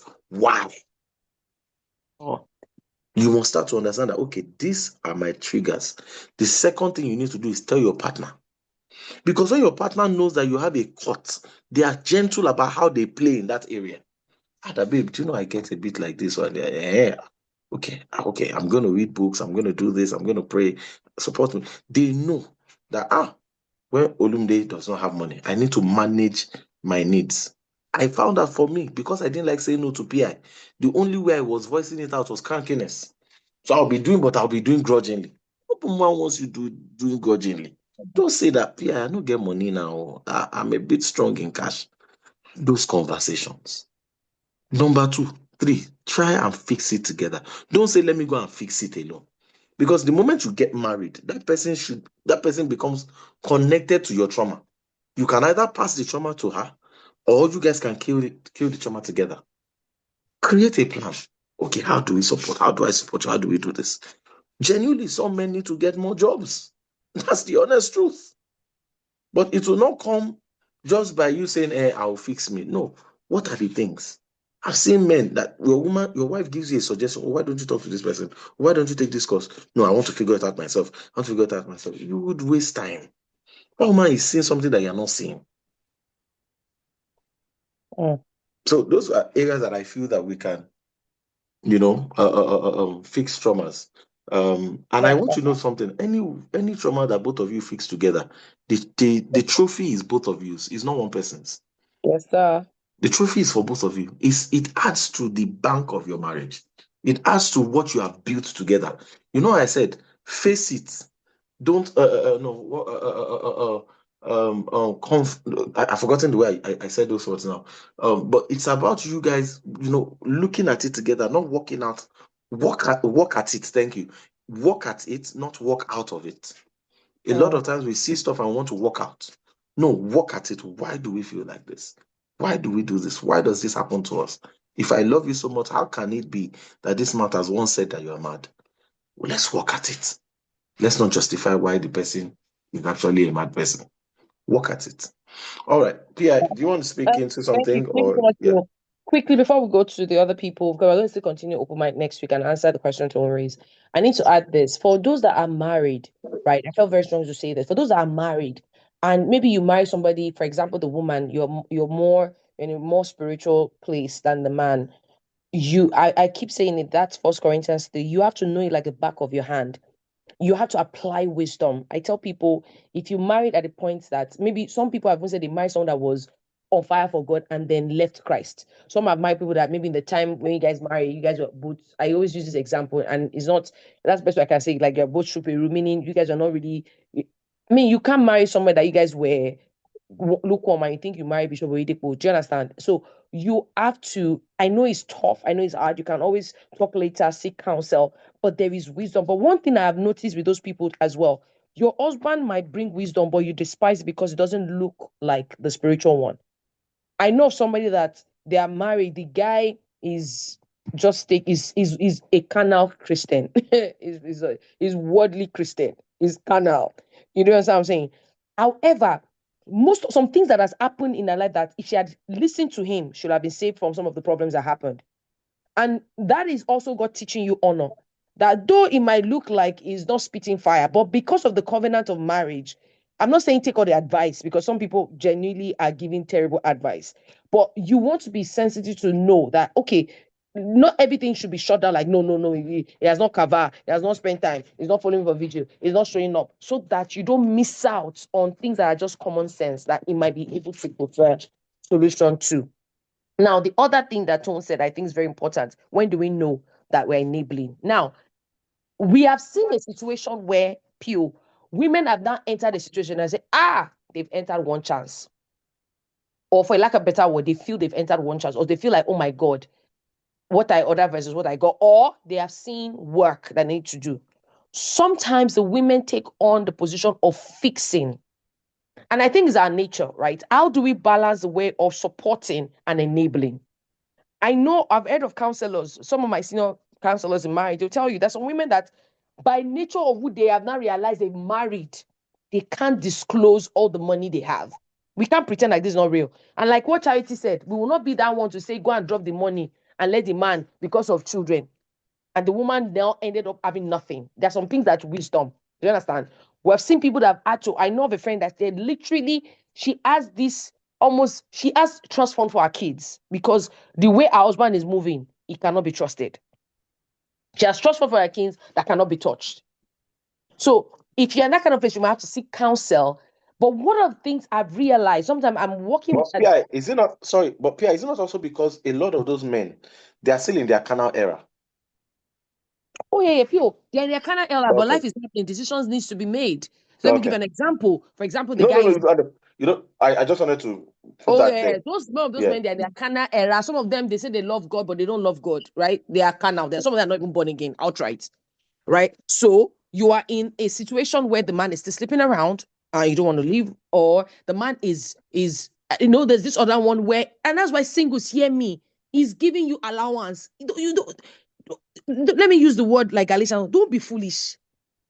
I know people that you see, a man has money does not mean he knows what to do when he doesn't have money.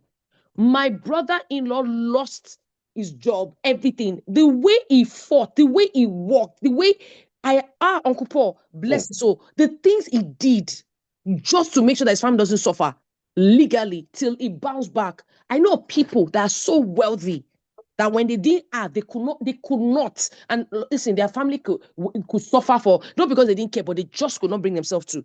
So skill sets, kindness, the ability not to be stuck is not about how much you have. And that's why when you're engaging and speaking to people, like Amachi said, open your eyes, ask the right questions.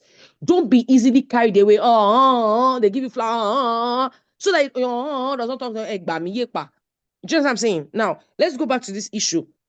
There are people that found themselves in a place, like I was speaking to a woman. So, number one, some of those women PO, they find difficulty to stop enabling because the guy weaponizes his affection. So, you're a case where I know of someone, the guy just he refused to work. When he gets a job, he will lose it in 2 weeks because of character issues. So the lady has been carrying the bill, she's stressed, she's broke, and then he still wants to control where are you going, what are you doing? And then she will pay the rent. And then now, these are the things I realize. Now, can they be accountable? Can God fix that marriage? Yes. But I realize that some women are not even patient enough to put in the work that will take that process. There's that.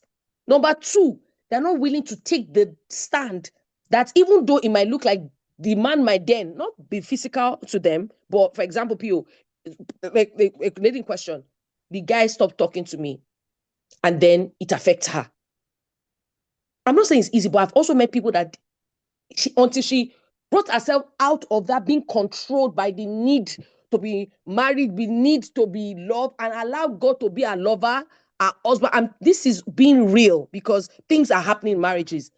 That was when she started seeing changes, because as long as she was a slave to, I greeted him, he didn't answer me, and that affect her day, affect your work, affect your mental health, affect your everything. Am I saying it's easy? No, I'm just saying that this issue of, for those that are married, and if you might have to find counsel. Some people have had to go through some difficult situations, and that is why, as a woman, be sure that in your bid to love, you're not quick to want to fix. How do I balance supporting my husband? Maybe there's not enough money. Is it a pattern? Is it now refusing to grow or develop or stay true to plans because my wife will do it? If that's the case, quickly go and look for a counselor. Yep. Find I a was way just to about take to. yourself to go and seek a counselor. Because I've seen a lot of women in the bid. I have a friend that, and she said I can always use a story. It's taken her 16 years of marriage to begin to teach her husband to unlearn how to love her. Because the guy has gotten used to, she will do it. So he will not lift a finger. She has to do everything. I remember this woman that is now almost everywhere that we see a lot, how the man was treating her bad, and the daughter, yeah, and the man said to the daughter, well, that's how your mom has allowed me to love her. Some of you, sometimes, I love like what Tosin said, when she lost her job and her husband, some of you are quick to say, hey, so I'll go and do for 5 jobs. Have a conversation with the man. Don't try to make the decision alone. Tosin's husband said, you know what, my salary, what does that show you? This man is caring. This man is really, so whatever you bring, it's not that he's going to roll up his sleeve. Sometimes women who are too quick to want to fix an issue, that you don't allow the man to really think and process together to find a solution. It is a balance. But sometimes be careful that I don't want to fix, doesn't look like you're not supporting. Let me give you this example. You, like Amachi said, she and her husband, different, same thing with us. The way money comes for me is different from the way money comes for PO. If we're in a season where there's no rent, it's not a 50-20, we don't do that here, at least for us. Who can do what? What can do what? One thing my husband is clear about, there's some things that are not, these are my responsibility. Rent, this, that. I don't care about your money. I don't care what you're earning. I don't, whatever. But there was a season in his life where PO resources, it felt like, especially when that dollar skyrocketed, what he was praying for, that I think I'm finding earning, he's not looking a lot. Guess what? I was able to step in. We've said it before. I think I can say it, PO. Last year, our 10th anniversary, I've had plans, but my husband was not financially. My husband was not there financially. I was not going to sit there and say, I don't want to enable. That's not enablement. That's not a case of support. Enabling means that it's become a pattern, a repeated pattern where this person now doesn't want to contribute, doesn't want to get better. And it's not about providing, it's about what it does to him even mentally. So what did we do? Yeah, now we're going to go abroad. Let's go to a city, a country we've not gone before. He literally planned the whole thing. My husband was dragging. He didn't want to because he felt so. I know you've been helping me. You just send me money, but wait, I don't want to get used to this life. I don't want to. I'm like, there's nothing like that. I'll preach again. PO, when God look at our family, he's not looking at, he's looking at provided. We are one. And then eventually got comfortable. Yeah, let's go. And I paid for the trip, paid for the travel, the flight, everything. I paid. And we had a great time. And we came back. Do you understand? And yes, enablement is not gender specific. It can be woman, it can be man. And we came back. But listen, this is what I realized, that you will find yourself in those spaces. Like Amachi said, Omo, now me, the tab of school fees on me, this one, I know fit to alpha, waiting they there. But you see, that kind of system works in a place where there's trust, in a place where nobody's trying to outspend or outshine or be lying and conniving. So for some people, the unfortunate reality is that for some people that are married, they don't have that structure yet. So I am aware, and I felt very strong to say this. So you don't leave feel me that maybe now I can't tell my husband because the last time I told him how much it was, and I meant like that, he told me to bring the money. Let's go and buy a car. The last time I told him how much my promotion, so seek counsel. and fine, because some family, but however, you see, you can't do this thing by word standard to say, hey, if your husband is blow your money. You have to partner with the Holy Spirit. You have to seek counsel and apply wisdom. I hope I've been able to put the balance there. That at the end Yeah. of the day, and now for singles, see, there's nobody that pay me past single, because you have the greatest weapon in your life to choose who you marry. Don't Choice. be foolish. Don't. And it's not about, and somebody has asked, okay, so, and women too, women too can be a woman that's, what's she bringing? And same thing for men. Men, learn. I personally feel, and this is the question I was asking PO, it looks like we're having more men, we're having more women Women. in a position that it feels like men are not prepared for. They don't know what to do with it. We'll Hmm. take this comment and then we'll come to that. Please be careful not to enable. Have conversations. If you see that you're Yeah. enabling, and the person is, every time you're having this conversation, that Bola Wale, how far? You said this job thing. All of a sudden, because you build out, the person's not looking for a job. And get me, it's not about just the money, it's about what it does to the mind. It's not about the Yeah. money. It's about what it does to mind. All of a sudden, it's not applying anymore. Like this person will tell me, the man now wakes morning to night is watching Netflix. He's just sitting at home. He's just there. The other day, I remember Oh, some years ago, I was in a country, I was in the bus, and the woman, she was speaking Yoruba, so I understood Yoruba. You could see this woman tired. Definitely, yeah, it's a lot fast shift, meaning she has dragged different shifts. Tired, she had a toddler. She was in the car, I think maybe in the bus, maybe the man has been calling. And then she goes, hello. I think I'm at home. And the man goes, she goes, we're on our way. And I think goes, what are we going to eat? And she said, Shebi ile lewa, meaning, Shebi you're at home. Why don't you cook rice? Imagine the man is at home, probably not working. And that's a lot of cases we are hearing now with this abroad life. That they've a lot of Nigerian marriages are shaking abroad, because you see yep. what we are, and that's how you know that you're passing in carnal marriage. Because your marriage, if it's really Christ-like, should be able to fit in anywhere, because it's not about culture, it's about kingdom. And if it's about kingdom, the fruit of the spirit is the guideline. Kindness does not know you're abroad or you're a local. So if your marriage is only functional in Nigeria and cannot survive out of the country, I'm not saying you want to adjust. You want to take notes, because if it's kingdom, if you're abroad, kindness look the same. Kindness will be like, oh, maybe my wife now goes to work, come back later than I am. Maybe she's not doing night. I'm doing okay. What can I do? Let me say this. One of my friends, I had to ask him last week.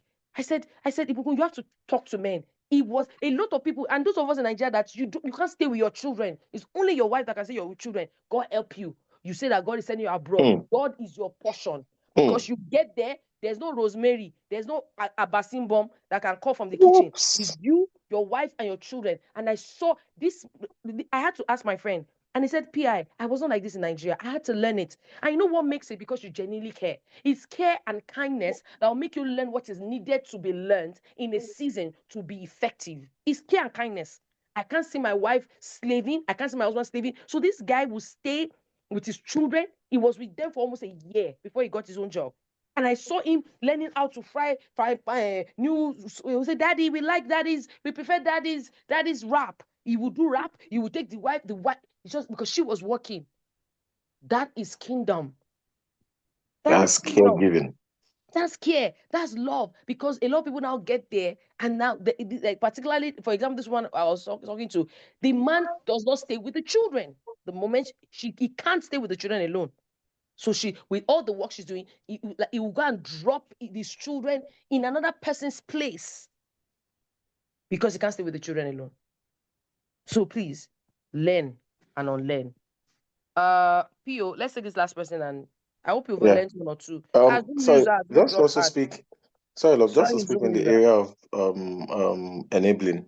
Um, I found out that in marriage, sometimes people go through what they call crisis. I don't want to call it midlife crisis, because that's very, very cliche.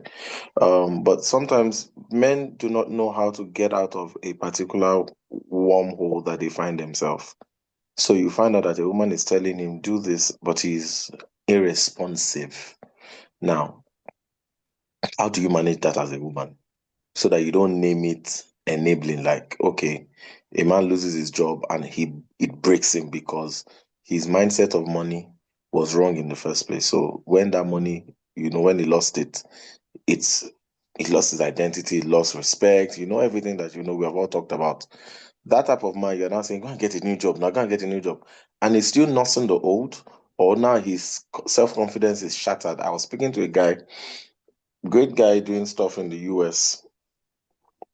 He lost his job when he came to Nigeria. He was like, when I get back, you'll get another one. Like joke, oh. 2 months, 3 months, 4 months. The last time this guy did Uber was like, let's say maybe 15 years ago, maybe 10 years ago in the US. All his life savings gone. He even had like a marital issue. His wife left. Like many very stuff was happening to him. Then he didn't have a job. And at some point he said, Olumide, I started to ask myself, Abi, am I dumb? Abi, is it that this thing that I say I know is a lie? Like, how do you go for 20 interviews and all of them tell you we like you? In fact, they're telling you, oh, you're the best person. And the next day you are saying, oh, we are sorry to inform you. Like there was one interview, he had to go and call the recruiter that you can't do this. You said you like me, and they didn't respond, you know. And he started to really doubt himself. He said, "Look, I've never doubted myself like I did." So we found out that there are scenarios like this where these men that have shown that they don't cry, they don't have emotions, or they don't feel loss, they literally are broken. A woman has to be sensitive there that what you are calling enabling is not actually your husband crying out for help because he's drowning. If a man is enabling, or if a man is creating room for you to, how would I say now? How do you know that you're enabling a man? Is number one, does he recognize that what he's doing is not the best he can? And is he intentionally choosing not to do it? Or is he in a space where he doesn't know what to do? So in the case of, and maybe I'm doing more of the heavy lifting in the house and he's not doing anything, does he understand that you need help? Does he understand that you are crying for help? Or do you think that he should know? Because he should know sometimes he may not, because he's trying to do other things and he's trying to focus on regaining his whatever as a man. So you need to let him know. So conversations, I found out that a lot of times things like this happens when people don't properly have conversations, not shouting, not doing like the disciples when Jesus was sleeping. Do you not care that we die? That's not a conversation. That's not a conversation. Jesus attributed that language as no faith, no, nothing. I can't work with this. This is nothing. So have conversations, let him understand where you need support or where you need him to pick up slack. Understand the barriers to why he's not also being able to come to the tea party or show up correctly. Then see how you can support each other. You will find out that in that time, that's when you now start seeing what Pia is saying. That some of you will now have to see that, what I need now is not identifying for him his weak points, but giving him grace to know that he can overcome it. There is when you now start to build capacity to say, don't worry, you can be this, you can be this. Do you know that men also need affirming? You don't want to see a man that is down. Oh. Hey, yeah, yeah, yeah, yeah, yeah, yeah, yeah. Yes, marry a man that has self-confidence, that knows his worth. Life hits everybody. Life is like a tsunami. Absolutely. Everybody. That is why the Bible says when one is down, it did not say when the woman is down. So One can good. be down. The man can be down. Past Uncle Paul that was talking, I know for a fact that one of the things that helped Uncle Paul through that stress or that state in his life, there was never a time that his wife ever made him feel small. In fact, I can say this because recently something almost happened with them, and she said something, and that thing entered Uncle Paul because Uncle Paul said that he had never heard his wife say that thing to him, and he made him, and the woman realized that's Africa, and she begged him because it was a statement that she made off guard. So that's how I know that it could not have been a popular statement. So you see that in this whole issue, we must cover each other. We cannot be competitors, we must be completers. So to avoid enabling, understand all these parameters that I've said. Then if you now see that he is just not willing, he has entered a state of morbidity, he's not willing to move a muscle, you definitely need a counselor. Why? You need someone that can speak to his ears in a way that you are not speaking. So either a And if he mentor, doesn't agree, either a father, either a pastor, or either a clinical psychologist, like proper what if counseling. he doesn't? We're having challenges with even getting men to want to see counselors. So that's the thing. So I feel like counseling in Nigeria is very, very, very scary for men. It's like I put counseling for men in the same place where they say a man should go and do tests to check whether is the reason why his wife is not having a child. It's in the To same say, spectrum. They don't. Yeah. So what do you do? Start with bits. Take him first to your pastor. That's a smaller place. Let's see how we can do. Let the pastor now be the one to invite the counselor so that he feels that connection that okay, this is a safe space. But he will most likely never work there himself. So or you there just are pray, ways. Hmm? or you just keep praying because there are people Me, that I feel like the from the first pastor day they don't want to talk you to your must. pastor, they don't want to So talk for to those ones, anybody. so those are the things that we are talking about. That you see, the makeup of that marriage already shows that there is more There work, was no and foundation. everybody Yeah, exactly, yeah, yeah. everybody's married, and that's why you are waiting. You may just tell yourself, why am I still waiting? Are you waiting for a man, or you are waiting for the type of man that when issues happen, you know that finding solution will not now be problematic. There are some men that you know that this one has no accountability system. Nobody can literally tell him, don't do this. And he will say, okay, I will not do this while I wait for your reason. But if you don't tell me a reason, I must do it. You must be afraid, or you should be afraid. Have a man that there must be at least one or two people that can tell him to sit down and he will not ask why. He must have it. Woman too, you must have it. Mm. Unfortunately, this is also another issue. There are no mentorship programs happening a lot for men. You understand? So it's also causing this happening. Anyways, so that's it. And when it becomes totally impossible, what was impossible, you made possible. Jesus here. Jesus can restore, Jesus can revive, Jesus can bring to life anything that is dead. If you try all these things and it still doesn't work, engage into prayer. And while you are praying, be a good person. Do not Mm. reflect the anxiety or the frustration of Wow. your prayers on him. Be a good person. You see, the journey of marriage is long. That's why God equates marriage to the church. You know, you are very stubborn, even as a believer, but Jesus has not stopped loving you. So you must start to love him as Christ loved the church and gave himself. So that's it. But when it now starts to look like it's taking on your health, then like I said, you may want to seek external source just to know where the balance Absolutely. is so that you also don't die in the act. Absolutely. There's that. Please know when to speak up, seek counsel. Some people they didn't even have the foundation in the first place for that they share. All right, we'll continue next week. But Zoom user, do you still want to say what you want to say? Or you're good, or we continue next week, or we've touched it. We've touched it already. That's great. If not, we can. If you still want to speak, raise your hand. If not, guys, I was today. Thank you all for contributing. We're going to continue open mic next week.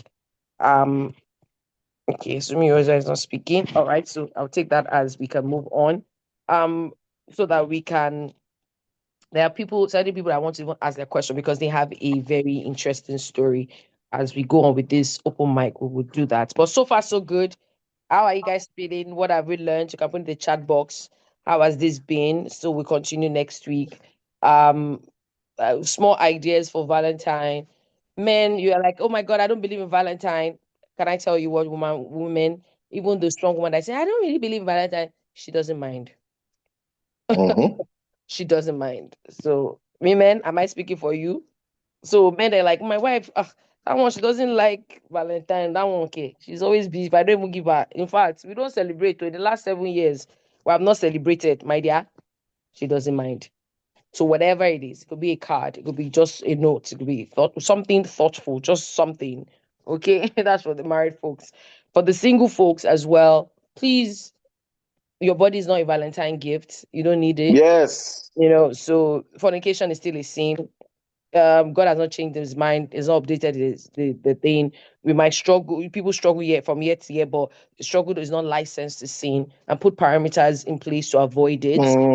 Why is your struggle happening every week?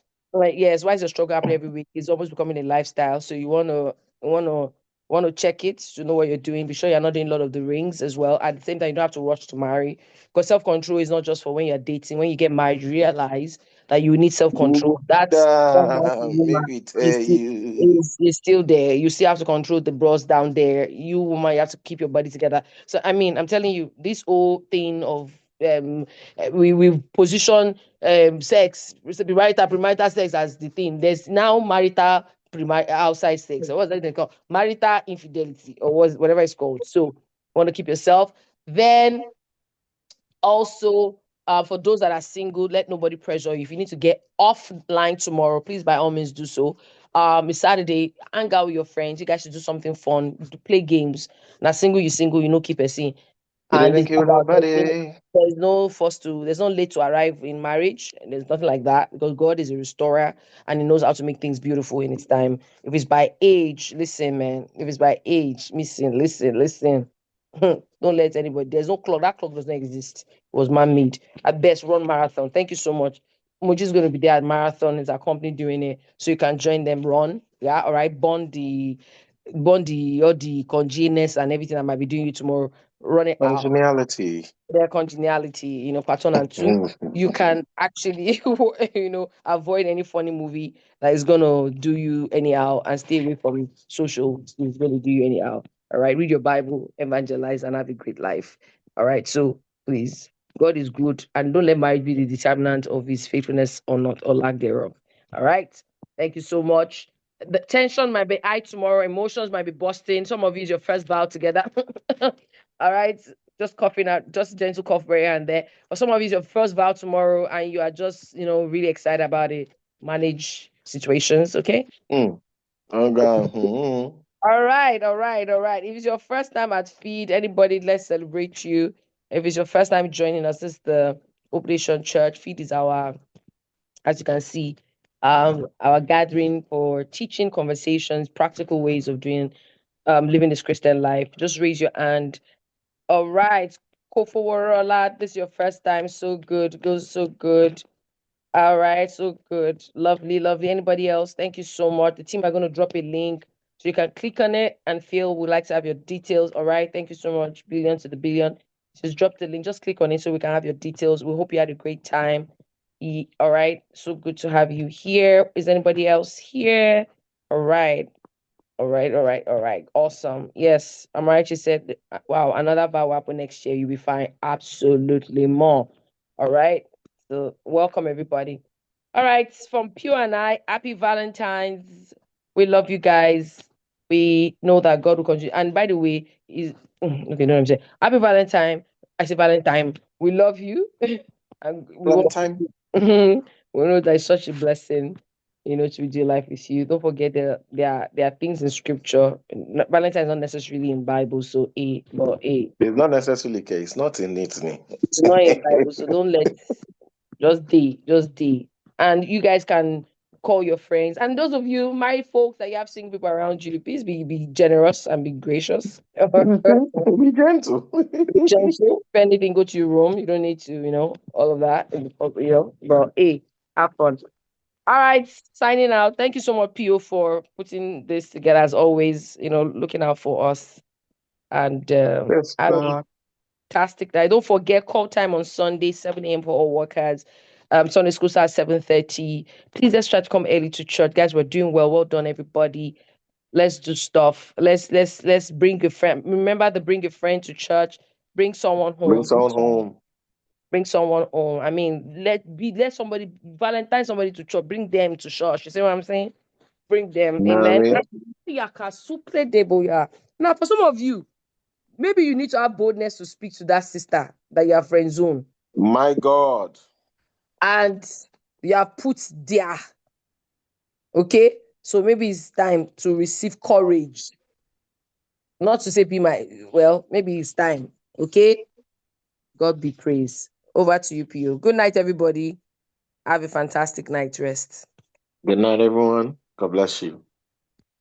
And thanks to everyone that contributed. You guys are amazing. Good night. Good night, Pure and PI. Night. Night, everyone. Good night, folks. Good night, everyone. Good night, everyone.